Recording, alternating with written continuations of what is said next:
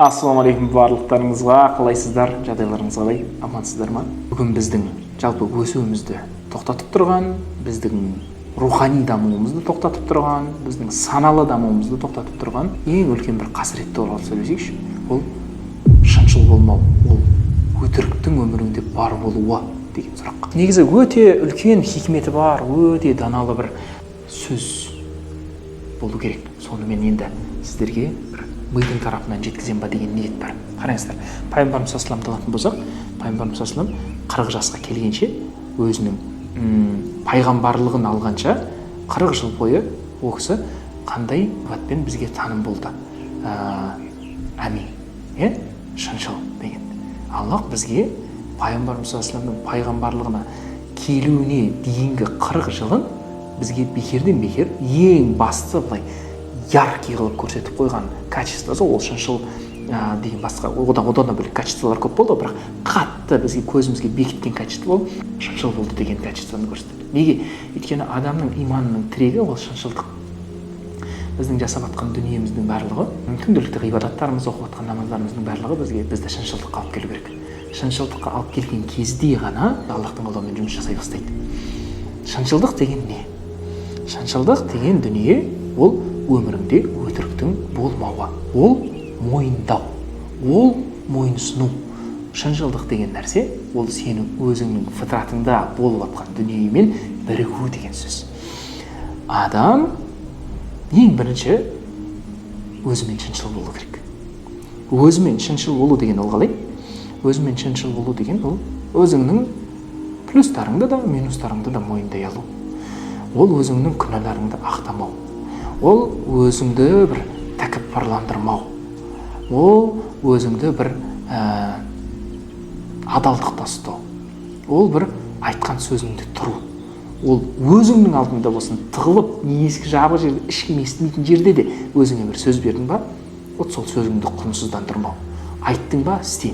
Міне, шыншылдық деген нәрсе осы. Біз бәріміз айтамыз, мен шыншылмын, мен ешкімге өтірік айтпаймын. Жоқ, сен өзіңе өтірік айтатын болсаң, онда сенің сыртқы әлеммен қарым-қатынасың ол шыншыл болудың ықтималдығы өте төмен.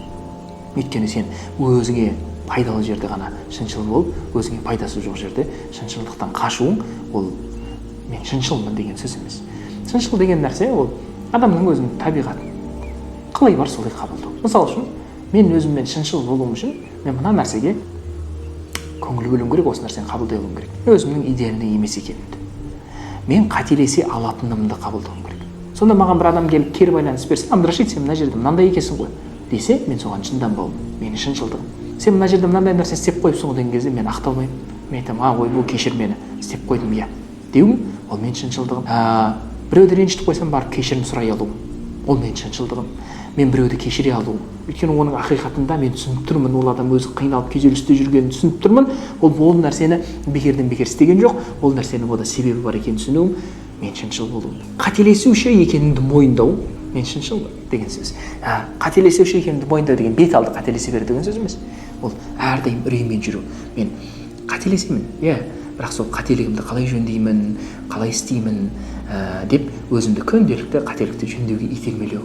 Егер сен сол қателесуші екеніңді біле тұра, бірақ қателеспеш үшін орнынан қозғалмайтын болсаң, әрекетті бастамайтын болсаң, бір перфекционизм деген бір халге кіріп кететін болсаң, онда сен шыншыл емессің өзің. Онда сен өзіңнің табиғи, өзіңнің қателесуші екеніңді, несиян екеніңді қабылдамай жатсың деген сөз. Өзіңнің қателесуші, өзіңнің бір ұмытшақ екеніңді қабылдайтын болсаң, ғана сен өзіңмен шыншыл боласың. Өзіңнің әлсіз екеніңді қабылдайтын болсаң, сен шыншылсың. Саған Аллахтың демеуі керек екенін қабылдайтын болсаң, саған бір сенімнің, иманның керек екенін қабылдайтын болсаң, сен сол жерде шыншылсың. Бұл нәрселерде сен шыншыл бола алмайсың, өйткені сенің шыншылдығың өз фитратыңмен, өз болмысыңмен бірігуің деген сөз. Сондықтан сен өзіңмен шыншыл болу үшін, әлеммен шыншыл болу үшін ең бастысы өзіңнің болмысыңды қабылдау керексің. Мен әлсізбін, иә. Мен көп нәрсені өзім істей алмаймын. Өзім істей алмағаннан кейін де мен тәуекел етемін. Көрдіңіз ба? Шыншылдық тәуекелдің есігін ашады. Мен өзім істей алмағаннан кейін тәуекел етемін. Мен қателесуші болғаннан кейін мен тәубе етемін. Мен күнделікті бір дұрыс емес күнә жасап қоюшы болғаннан кейін мен истиғфар жасаймын. Мен байқамай, ұмытып, білмей әрекет жасап қойған үшін мен Алладан кешірім сұраймын күніге. Мен ұмытшақтығым қабылдаған кезде мен күніге зікір етемін, күніге есіме салып отырамын өзімді. Егер мен ұмытшақтығымды қабылдамайтын болсам, мен не аламын оны күніге есіме салып? Күнделікті бір нәрсені есіңе салатын болсаң, сол нәрсе сені орныңнан тұрғызады бір күнде. Егер мен өзімнің кедей табиғатында еш нәрсе дымым жоқ екенін қабылдайтын болсам, мен айырылып қалудан қорықпаймын, мен рисковать етуден қорықпаймын. Мен амал жасаған кезде нақты тәуекелмен жасаймын. Егер құлап қалатын болсам, қайттан тұрамын, өйткені құлап қалу да менің табиғатым. Егер мен өзімнің мұқтаж екенімді білетін болсам, онда мен Аллаға шынайы жалбарынамын. Егер мен мұқтаж екенімді білетін болсам, онда мен күнделікті сол мұқтаждығымды жабудың амалын жасаймын. Нәпақамды іздеймін, амал жасаймын деген сияқты мәселелер бар. Сондықтан өзіңмен шыншыл болу деген нәрсе, ол әшейін өзіңе былай бетіңе басу, өзіңді ұрсу деген дүние емес. Ол ең бірінші өзіңді қабылдау. Қалай бар, солай қабылдау табиғатыңды. Тағы да қалай бар солай қабылдау мінезіңді емес, мінезіңді өзгерту. Өзіңмен шыншыл болу, ол мінезіңді өзгерту. Ол ақлақтарға туралау. Ақлақ деген бір әдепке туралау, бір қоғамға пайдасы тиетіндей, мақұл пайдаң тимей қойсыншы, бірақ зияның тимейтіндей қылып өзің мінезіңді туралау, ол да бір шыншылдықтың көрінісі. Көрдіңіздер ме? Шыншылдық деген дүние сіздерге барлық бір нығметтің есігін ашатын мәселе ғой.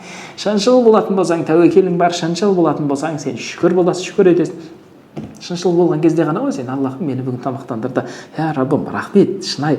Міне шыншылдықтың көрінісі, шүкіршілік алып келеді, шыншылдықтың көрінісі. Бойыңда бар болу болсаң, тәубеңе итермелейді. Шыншыл болатын болсаң, сен намазыңды орындайсың. Шыншыл болатын болсаң, өзіңмен онда сен бір үлкен мағынада адамдарға пайдалы болуға тырысасың. Және шыншыл болатын болсаң, сен ешкімге кек сақтамай, ешкімге ренжімей, сол бір ренжу деген, байлану деген халден бір еркіндікке шығасың ғой. Шыншылдық деген бір сені еркіндікке шығаратын хал. Шыншыл болатын болсаң, адал болатын болсаң, ақиқаттың жолында болатын болсаң, сен қорықпайсың еш нәрседен. Алладан басқа еш нәрседен қорықпайсың. Неден қорқасың?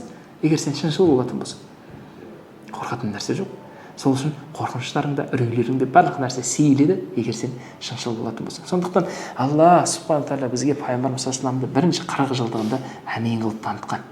Сондықтан біз бекерден бекер пайғамбарымыз саллаллаху алейхи сирасын оқыған кезде бекерден бекер бұл кісі шыншыл болды, бұл кісіге адамдар аманатын тапсыра алды, бұл кісіге барлық адам шынайы сенді деген нәрселерді біз бекерден бекер оқымаймыз. Өйткені шыншылдықтың түбінде жатқан үлкен хикметтер бар. Шыншылдық исламның хикметін ашады. Шыншылдық сені өзіңмен жақындастырады. Шыншылдық сені бір дұрыс, тура жүруіңе бір үлкен себеп болады. Сол үшін біздің үлкен проблемамыз қазір өзімізге өтірік айтуымыз, өзімізді ақтап алуымыз, басқа біреуді кінәлай салуымыз, бір өтіріктің ішінде жүруіміз. Әрине мен сіздерге айтпаймын, сіздер басқа адамдарға өтірік айтып жатсыздар деп. Өйтіп кінәлай алмаймын мен сіздерді. Бірақ өзіңізге өтірік айтып жатқаныңызда сол нәрсені жеткізгім келіп жатыр. Өзіңмен шыншыл бол, бауырым. Өзіңмен шыншыл болатын болсаң, басқа біреуге өтірік айтудың да себебі кетеді. Шынымен басты мәселе ол өзіңмен шыншыл болу. That's all.